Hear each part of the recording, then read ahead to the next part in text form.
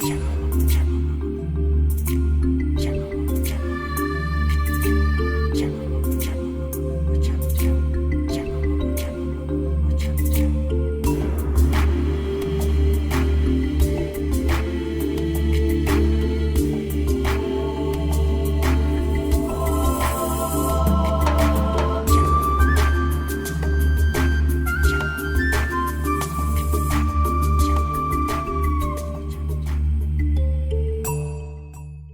to China-Uganda Development Exchange Club.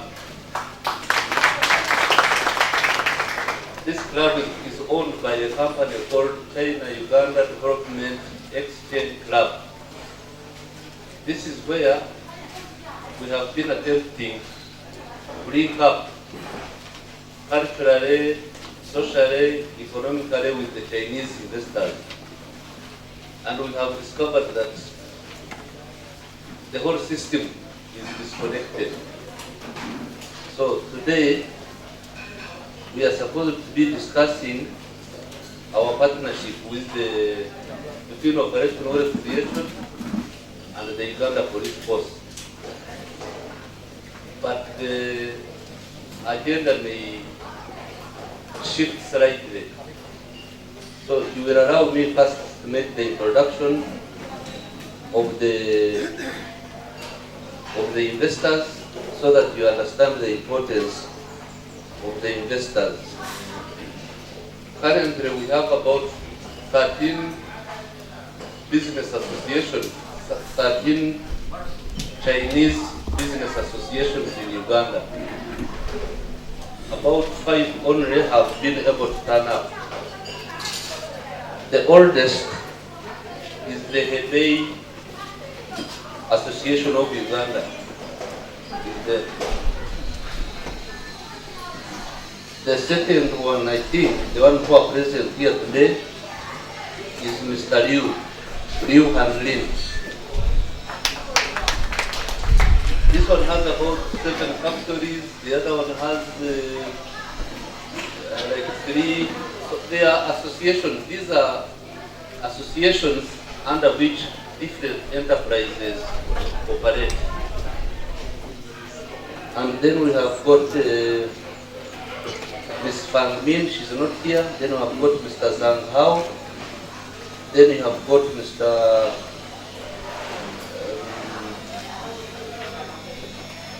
Lin Lian Tu. Then you have got Mr. Yo. Then you have got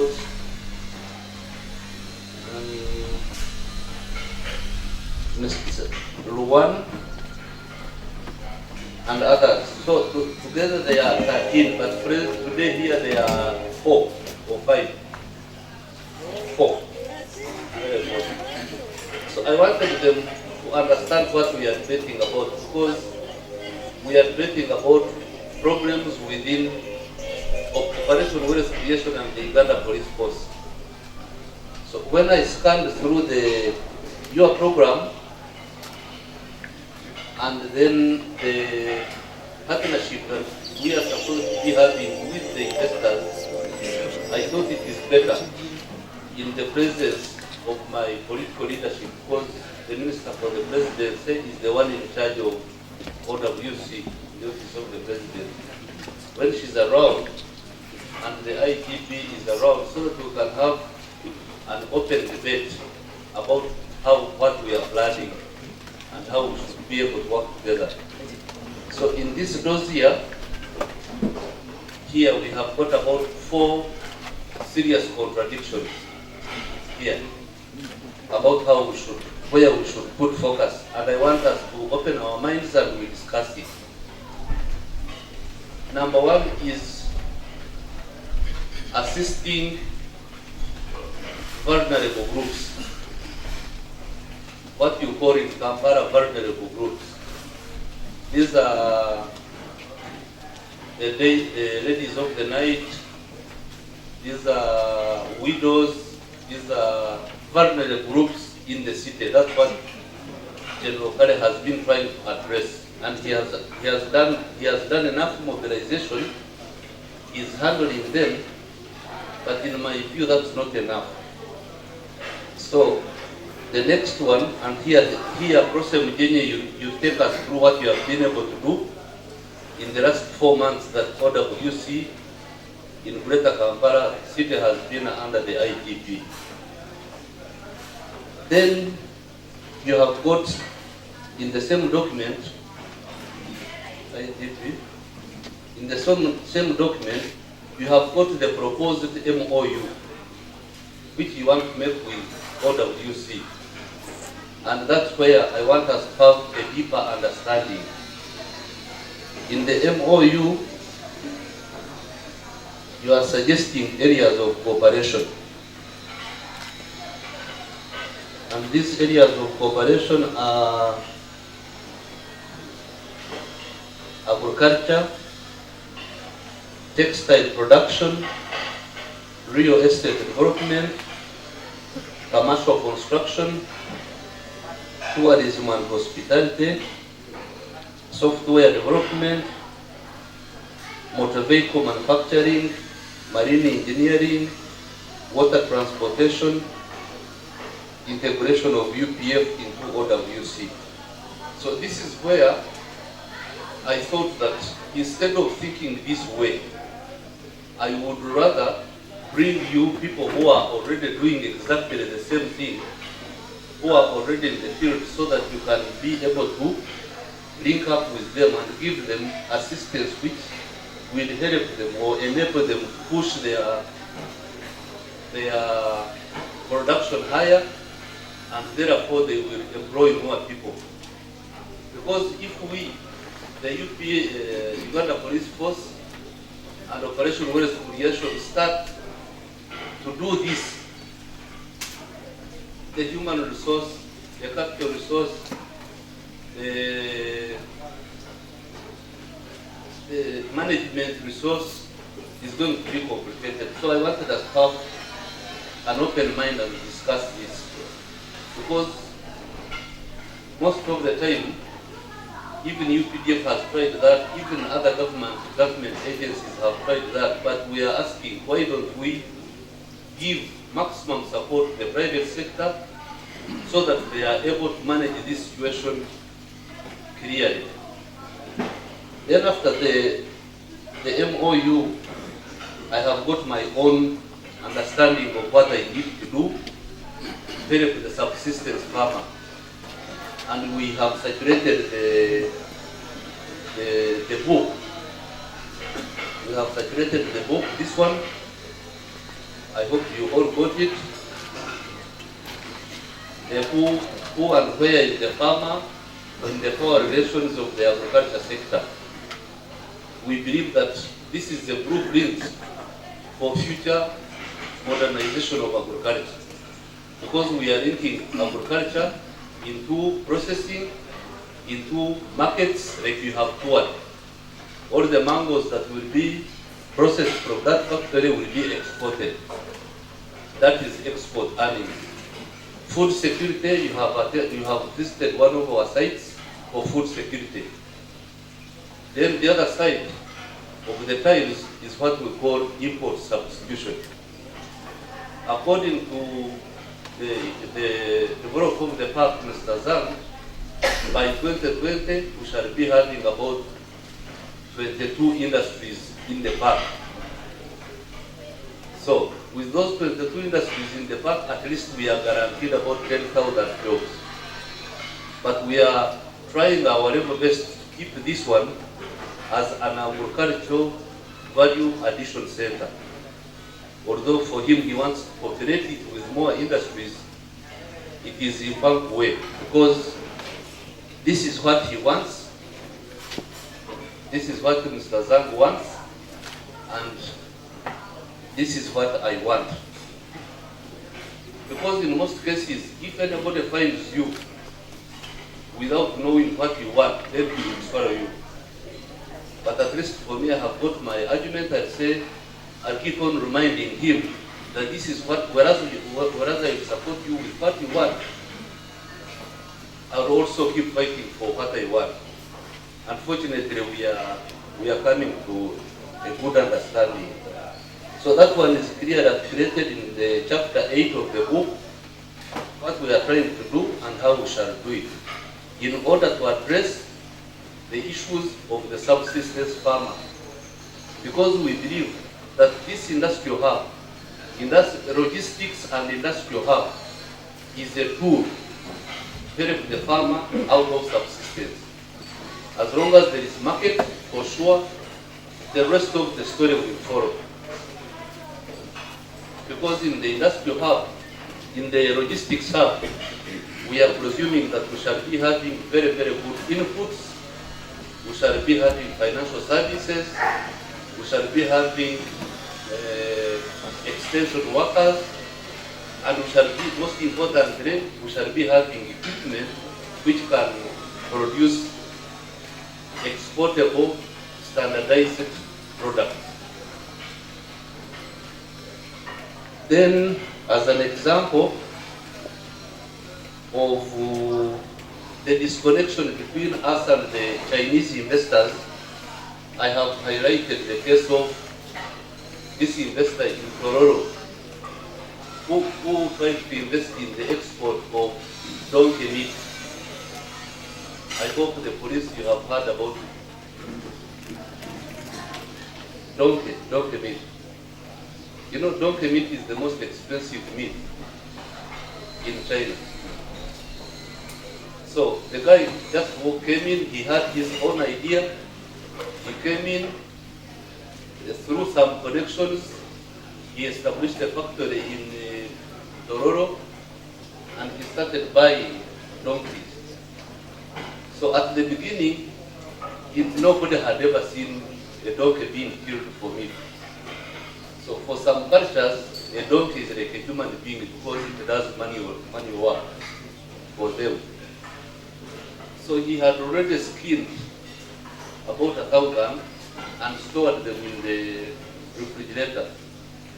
Then everybody in the Ministry of Agriculture descended on him and they have closed the factory. So when we went to check, why was this factory closed? We found out that the company had not got veterinary clearance authorizing it to operate donkey abattoir at Maraba Road, Tororo. The abattoir was not guided by the veterinary authority. The environmental and social impact assessment of the facility by NEMA was not conducted. The company had not secured veterinary health certificate permit to export donkey meat and products. The source of live animals, donkeys in Uganda at Tororo, lacks proper movement permits. So you can see this investor, for him he knew what he wanted, but none in our system knew what needed to be done for that. Because donkey is not categorized as meat in the several acts regulating food, processing and exports. So you can see, if this man had a point where he could go and get an advice from and get the orientation, he wouldn't have. Now, right now, he's stuck with donkey meat worth $1 million and it is degenerating because it has been in the fridge for. But the Maif officials, they don't understand how to handle that. Now that man is going to run away, lose money, and Uganda is going to lose a name in the eyes of investors. So, as police officers, that's why I invited you here so that we can compare notes about the type of wealth creation program you think will help you fight poverty and crime in the city. Because for us as OWC, as UPDF, we are almost perfecting our understanding. We are almost perfecting our understanding of how to deal with rural development. Because we have come to the very serious conclusions after going through a lot of trouble in analyzing We started 13, 14, we were worrying about bureaucracy. 14, 15, we almost got there. 15, 16, we were now becoming, understanding the behavior complexities between the ministries, departments, agencies, and the population. 17, 18, this year where we are, that's why we have the capacity to produce a book. And we believe strongly that we shall be able to influence the budget, 18, 19 budget, 19, 20, 2021. Because up to now we have not influenced any budget in the Ministry of Agriculture. We are still dancing to the tunes of the bureaucrats there. So, with this background, I want to open the discussion. You as police officers, what type of forest creation are you looking at? Because my take is, if you plug into the existing investor class, that's an option, that's a very serious option. Or if you want to stay on the course, that smaller course of dealing with the micro, situations that you are faced with in the greater Kampala area, that's open for debate. So I'm ready to sign the memorandum, but why sign a memorandum when it is not pointing in the right direction? I'm ready to listen all the debates, and if I'm convinced by all sides, then I will sign. But if I'm not convinced, I will not sign. Great men of valor from the police, ladies and gentlemen, brothers and sisters, when wealth creation, or when the army was getting into wealth creation, there were a lot of arguments as to whether the army should be involved in wealth creation. Those arguments have now been washed away. They've gone, and everybody has accepted that really, what a great idea. Because you know, every idea always begins with resistance, then fierce opposition, and then at the level of acceptance, everybody begins to believe that it was so easy and they knew that all along. So you will not meet a person now who is arguing that UPDF should not be in wealth creation. And everybody saying, why didn't they do it earlier? So it's also the same with the Uganda Police Force. Police force has got its own core activities of fighting crime and preventing crime, but they have realized it, just as the army realized it.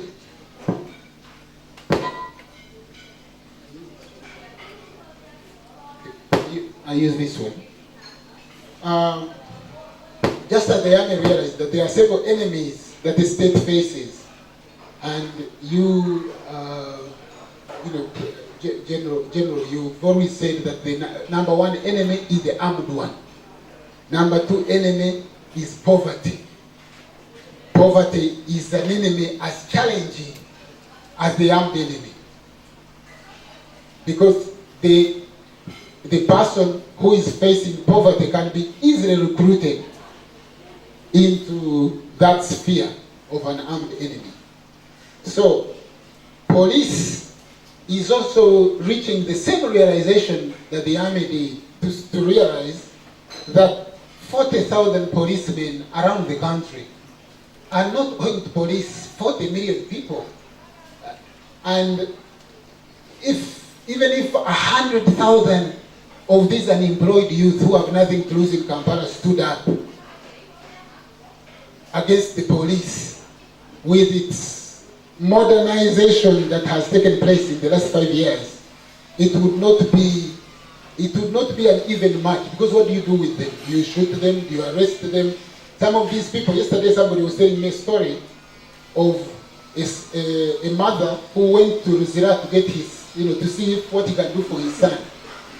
And his son says, oh, no, don't bother about me, because here I have good accommodation, I have got good meals, I don't want you to bother. I'm happy, I'm comfortable. So now, when you face that situation, then there has to be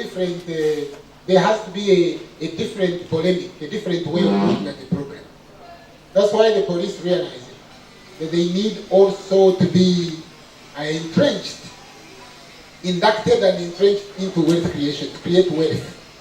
So that that person who has not offended, but who has the propensity to offend because of his circumstances, can now be lured into gainful employment. But for the police to do that, it needs a cover. It needs, first of all, to operationalize, to strategize and have that umbrella where a policy is now accepted that police will get involved in wealth creation, in building an infrastructure to create wealth, only to help prevent crime. So without that cover, without that policy, without that understanding, everybody will be saying, including policemen, they'll be saying, oh no, that's not our core activity, that's not where we're supposed to go. So the relationship between wealth creation and the police that we want you are the presidency to endorse is to say, listen, we have heard the arguments, we know that you have capacity, some of which is untapped, but just like we went into the whole country for wealth creation, we also want you, the police, to focus on ending or fighting crime through wealth creation. Now, at the operational level or the strategic level, we can have that debate of if we want to build a textile factory, or if we have a textile factory and we want to expand it, and then there is capacity and expertise, then we can link up. The police can link up with people who have capacity to provide that expertise, that managerial skill that the police doesn't have. But before the police gets involved, it must have that authority, it must have that authorization, that umbrella, that policy to say, go ahead and do this. If we are going to have silos in eastern Uganda or in Kabaria or in Hoima, then we don't have to repeat, we don't have to invent the wheel. The wheel is already invented. The example is already here, because the best teaching is not a lecture but an example. We have seen what has been done. That's why the Inspector General of Police was keen on most of the directors being here, because they have seen what can be done, what can be created.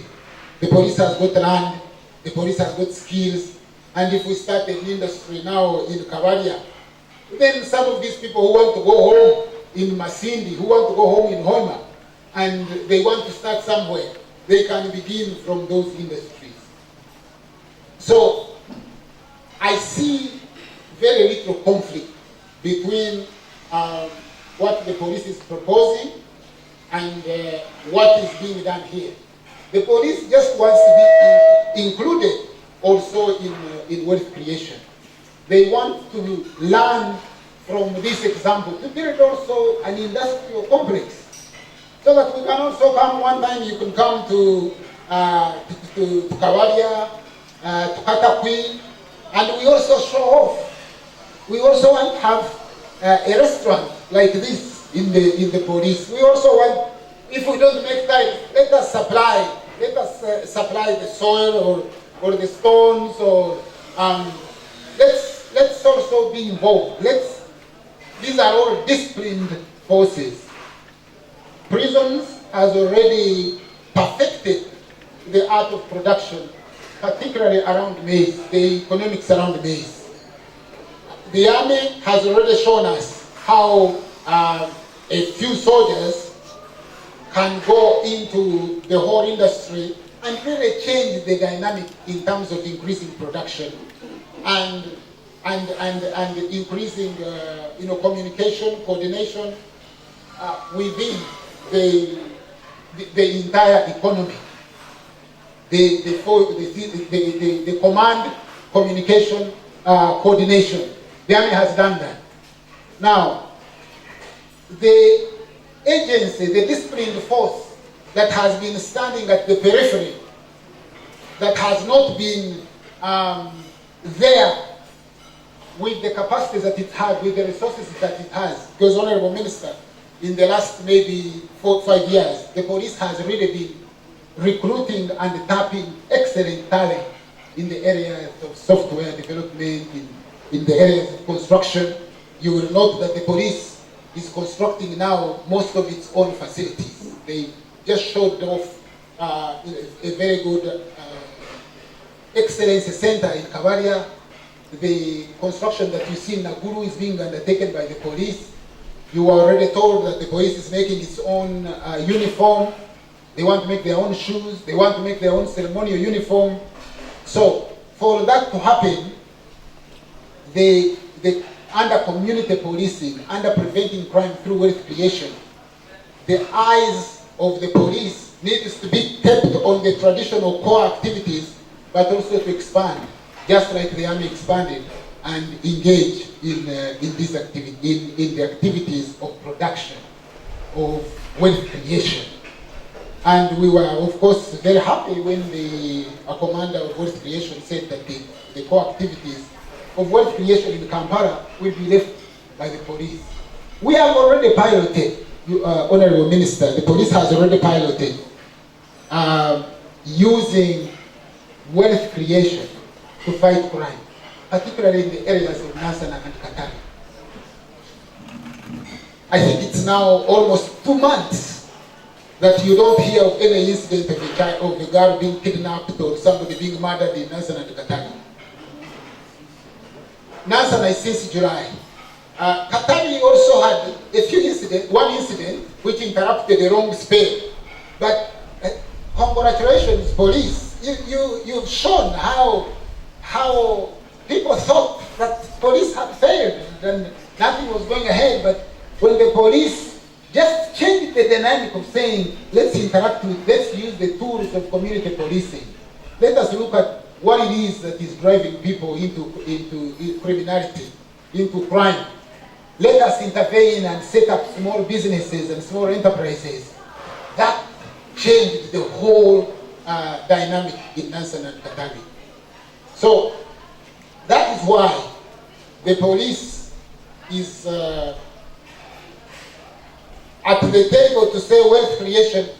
We want to work together. We want to learn from wealth creation.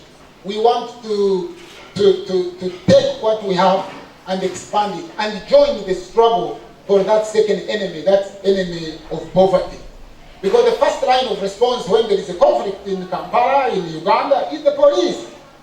So the police is saying now, we already know what is driving a lot of our youth into criminality, what is taking them into villages. We have seen, they have asked us, they want to go back to the village. They want to give up border. They want to give up prostitution. But they want us to push them. Now, in Tanzania, Honorable Minister, the government set up a textile factory with 80,000 sewing machines. And what they did is they went into the population. They got people who have very little skills, the one that General Sare was talking about, the unemployable, and said, okay, let us teach you some skills in textile. And they put all of them to work. They are now producing, they are in gainful employment, and Tanzania as a government is exporting. So this is what we can then lure our friends to say, we already have textile factory, we have land, we can do it. We can do joint partnerships. We can do joint linkages. But to do that, we need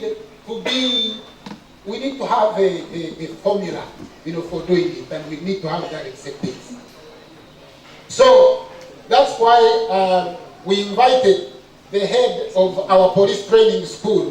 Please stand up.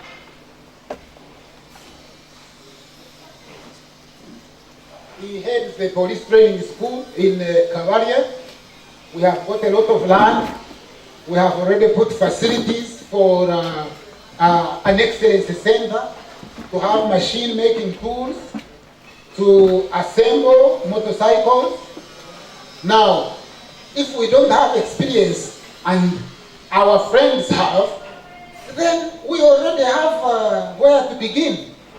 The police will be there, the excellence center will be there, and then our industrialists can come and give us, that hand. That is why we invited our head of production. Please stand up, sir.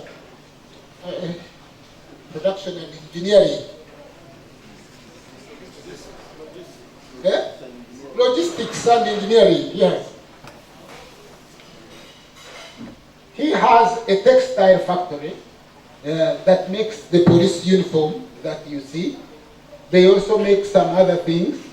Now they want to expand the textile factory to produce for the region. Recently, you could take a seat. Recently, we had a meeting of all the Inspector Generals of Police from the Eastern region.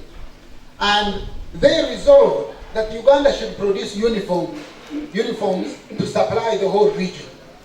And Tanzania should produce shoes, also to supply the whole region. Now, we are just managing to produce for ourselves in Uganda. We want to expand. So that is where our friends and other friends that that you can link us with can now come in to help us expand our textile factory.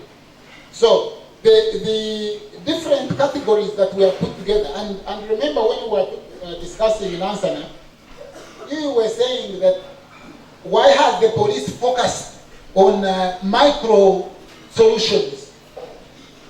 This micro solution, how many people will it employ? How many people will it take out of crime? But at the time, this was, we wanted quick wins. We were just coming in and we wanted to intervene very quickly and see how we can reverse the situation. That micro solution has reversed the bad situation in Katavi and Nansa. But that doesn't mean that we are not interested in a huge factory that we saw for tiles. Because if it can zap up 3,000 people, then it means we can create a solution for the 3,000 people. I know this factory in Mbarara that produces steel and mattresses and all the other products that is producing in Mbarara. Now, police can link up with you. We are constructing. If we are engaged in real estate development, you will supply us with steel. Yeah? But if the police doesn't have an industry in real estate development, where will you supply the steel? We have to come in and create market also for the products that you are producing. So it's a synergy, symbiosis. I understand, and this is how I'm going to end. Most of the industries that exist elsewhere, they are not all located in one location. Like now, our friend is going to need material for tile.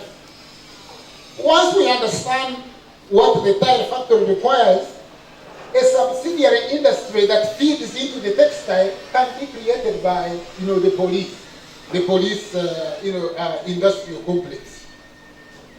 We can do some of those things in Cavaria. We could do it in Eastern region. We could do it in Western region. All the time employing not only police, but also the many unemployed. There is in Egypt, 40% of their GDP is produced by the army and the police, the military industrial complex. In America now, it's the only one producing. Most of the factories have run away and gone elsewhere. So I believe that what we are requesting is not in conflict with the idea of both micro and macro added together and capacity source so that the police acquires it. The first factory that, I'm sure the first garment that you produced, the textile garment, was not the best. But now you can sit and talk about making industries for Sudan. So, brothers and sisters, men of the police, and our friends, our investors, the police needs capacity in other areas. If we are going to be the